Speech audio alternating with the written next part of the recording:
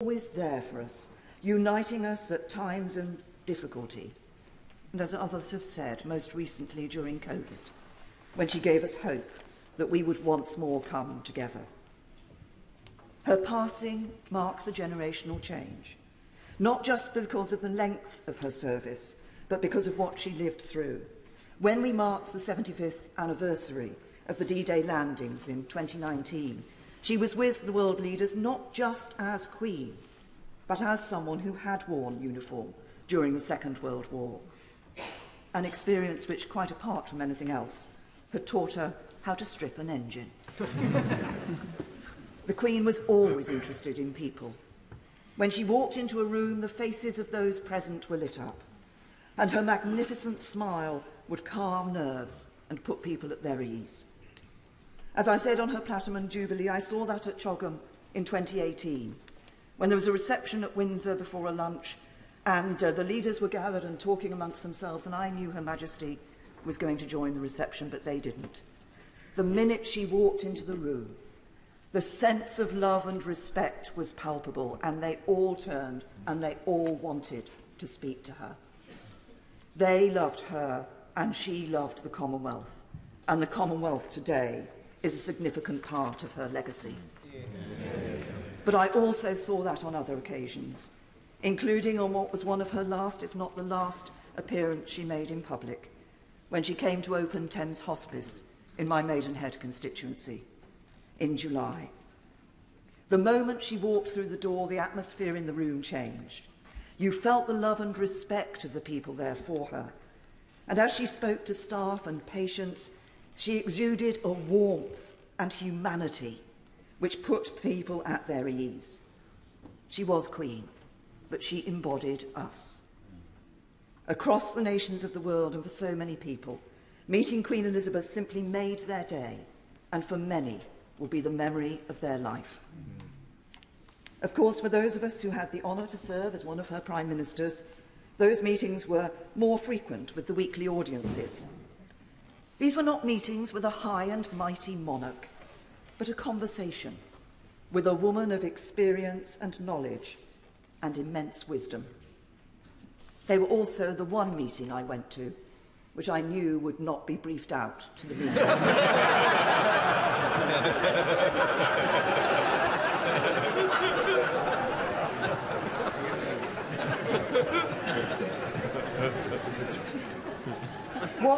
What made those audiences so special was the understanding the Queen had of issues which came from the work she put into her red boxes, combined with her years of experience. She knew many of the world leaders. In some cases, she had known their fathers. And she was a wise and adroit judge of people. The conversations at the audiences were special, but so were weekends at Balmoral, where the Queen wanted all her guests to enjoy themselves. And she was a thoughtful hostess. She would take an interest in what books were put in your room, and she didn't always expect to be the centre of attention. She was quite happy sometimes to sit playing her form of patience, while others were mingling around her, chatting to each other. My husband tells of the time he had a dream.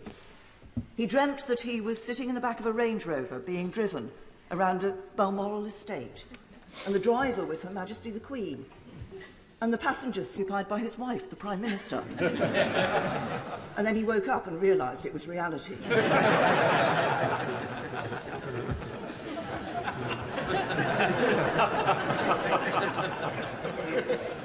Her Majesty loved the countryside, and she was down to earth and a woman of common sense.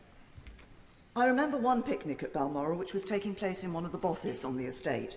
The hampers came from the castle and we all mucked in to put the food and drink out on the table.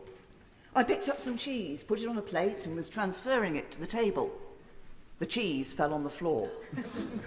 I had a split-second decision to make.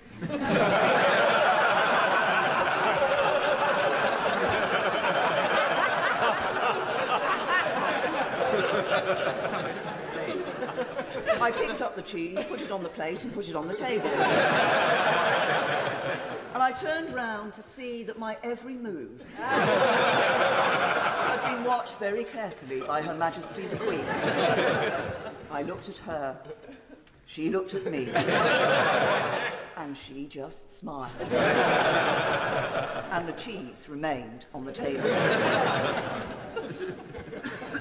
This is indeed a sad day, but it is also a day of celebration of a life well spent in the service of others.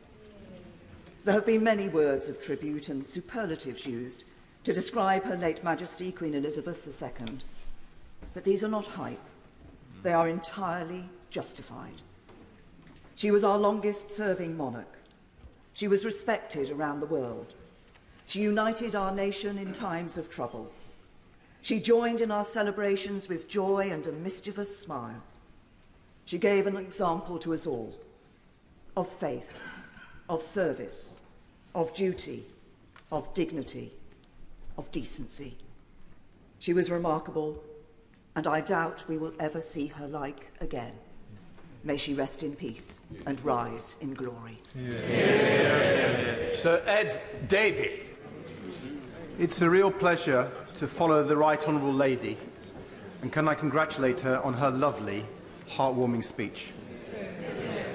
Mr. Speaker, Liberal Democrats join members from all sides of the House in expressing our deepest condolences on the passing of Her Majesty the Queen.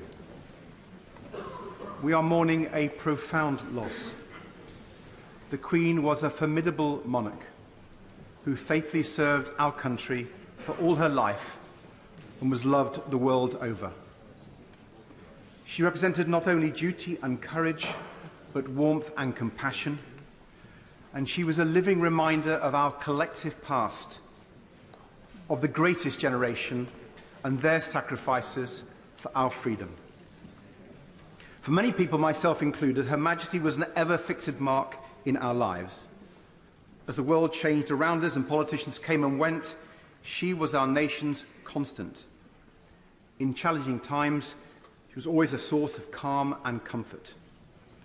And she tied our nations together, embodying an unwavering pride in our country, showing us that patriotism is not defined by political allegiance, and reminding us of the many things that bind us all together, even when it doesn't always feel that way.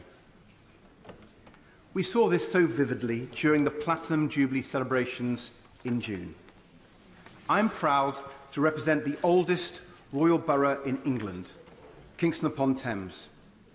And our Jubilee Street parties certainly lived up to that status.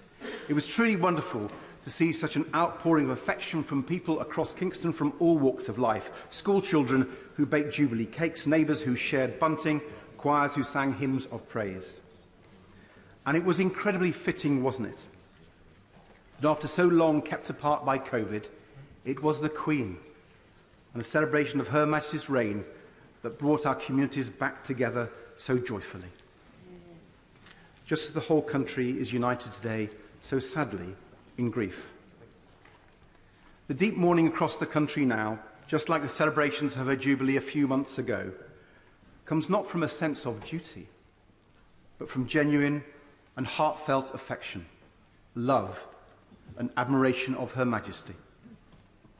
It was not because we were her subjects, but because she was truly our Queen. What she meant to us is perhaps best summed up by a phrase on so many people's lips over the last 24 hours. I can't imagine our country without her. For almost everyone in our country, she has been there our whole lives. Times of national grief and national jubilation, she has never not been there for us. So it's hard to accept that she is gone, and hard to see how we go on without her. But we will. Our great United Kingdom has a great future, because the Queen's spirit of strength, grace and resolve lives on in her people. One of the greatest privileges of being a member of this House was the chance to meet Her Majesty. Like when she visited Kingston on the occasion of her Golden Jubilee, or when I was deeply privileged to sit next to her at lunch at Windsor Castle. I was initially confused by a silver cylinder beside her place-sitting. I wondered to myself what treasures it might hold. I had my suspicions when, as dessert was served, her beloved corgis were let in, and nestled themselves around her feet. And the Queen lifted up the lid of the cylinder, plucked out some digestive biscuits, and began sneaking them to her grateful dogs. Whenever I met her, I was struck by her warmth, her wisdom, and her humour.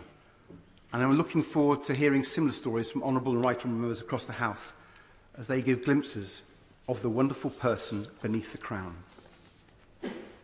Her Majesty will be remembered with honour as a monarch who guided our country out of the shadow of a terrible war, who helmed us calmly through troubled waters and brought us safely into a new millennium.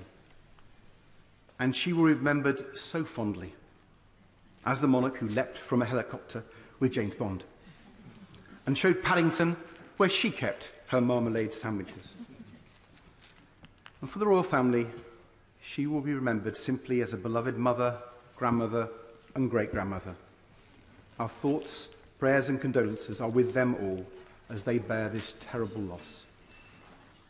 After a lifetime of dedicated and tireless service to our country and our Commonwealth, Her Majesty has gone to her eternal rest.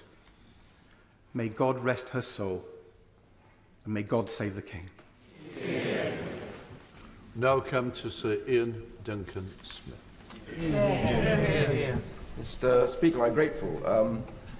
So much has already been said. I don't intend to repeat it much.